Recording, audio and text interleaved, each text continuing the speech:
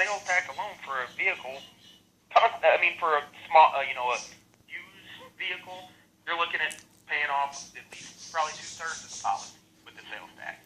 I mean, this just makes more financial sense in the long run for you, Joe. You know what I mean?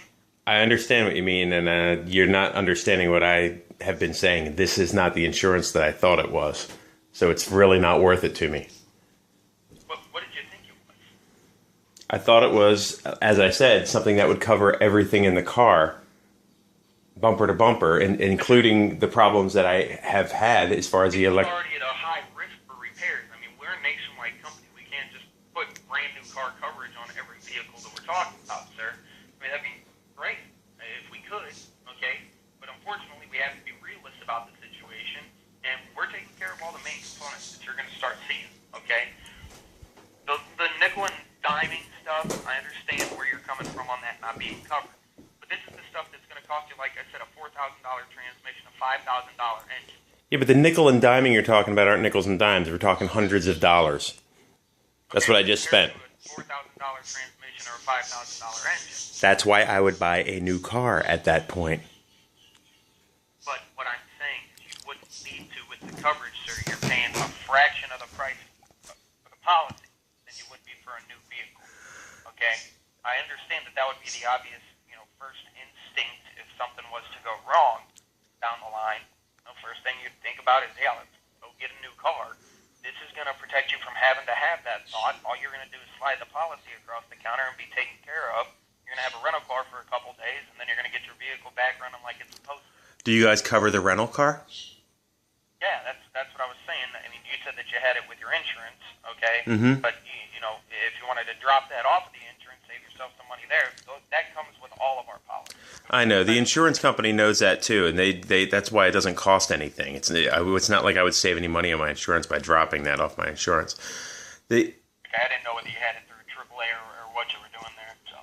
No, I have it through Geico. It's just not what I'm looking for as far as the insurance goes.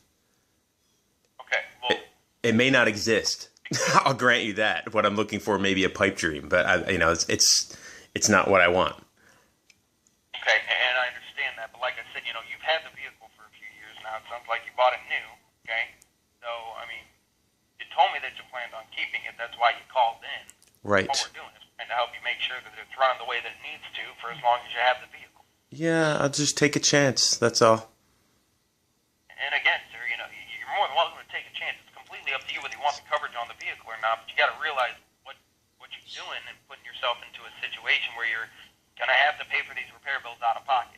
So even if we're talking about a minor repair bill of $1,500, is that one that you would just up and go get a new car for as well? I just spent $700. If it went up to about $1,500, maybe I'd put out of pocket for that. If I had to do that more than once a year, then yes, I would go buy a new car. Okay, but that's exactly what I'm saying, sir. You could easily see yourself having, and I'm not saying that it will. Okay, I'm not going to sit here and lie to you. I'm not a future. I can't see the future. Okay, but what I can tell you is it's very easy to expect that you're going to have at least 2 minor repair bills, and that pays off the policy in itself. Okay, and that's over the course of 5 years, or at least 1 major repair bill that's going to save you a ton of money versus what you put into the policy. Okay, so again, I understand everything that you're saying. This, in the long run, though, is going to save you money and keep the vehicle running the right way, and you don't have to worry about going out and getting a new car payment. You know what I mean? Frankly, I don't really know what you mean. Do you know what I mean? I'm not really interested in the insurance now. That's all that's all I want to say. What I'm trying to do is prevent myself from hanging up on you. I'm trying to tell you that I'm not going to buy the insurance. Joe, you have that option, okay, but at the same time, it's not going to keep the vehicle protected. I mean, when do you think the vehicle is going to need repairs? Do you think it was in years 1, 2, and 3 in 2007, 8, and 9 when the vehicle was brand new, or now that it's 7 years old and it has over 100,000 miles on it?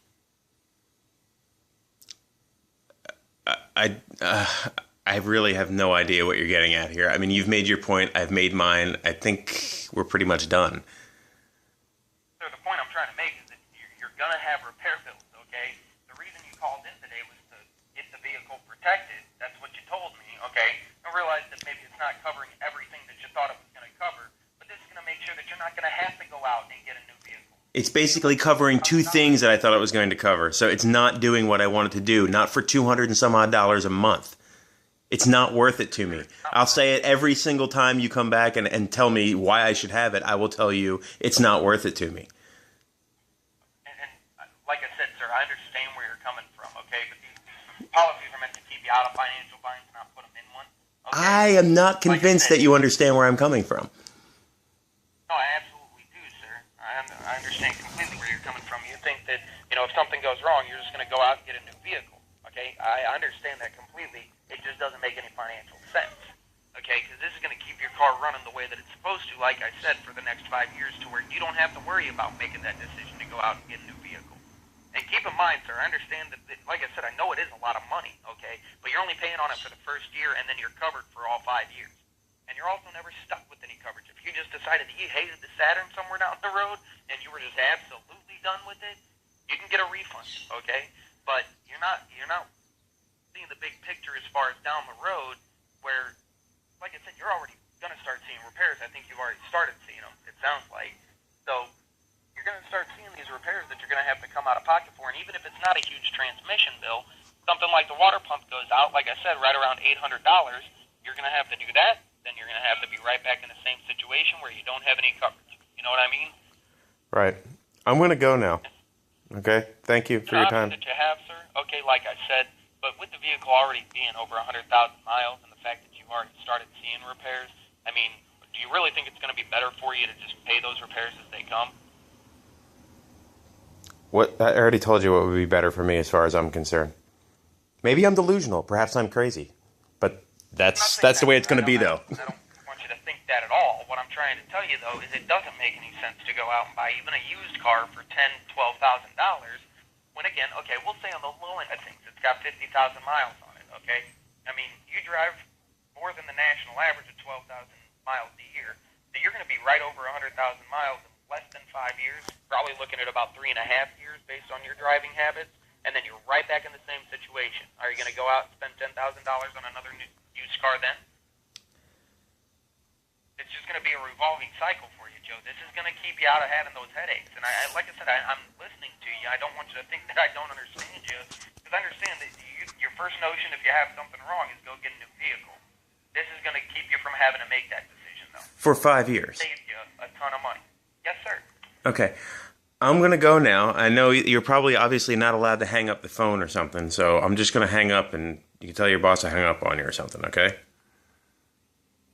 Joe, I don't understand why you wouldn't want the coverage on the vehicle, and it's completely up to you whether you do or not. I do not. That's an option that you have, but you got to look at the big picture of things. I'm looking at the big picture. I do not want the coverage. Last time you had that repair bill. Goodbye, sir.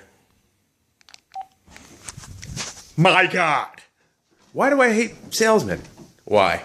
That's why. That's exactly why. That was only about 8 minutes. I was on the phone with that person for half an hour. No means no.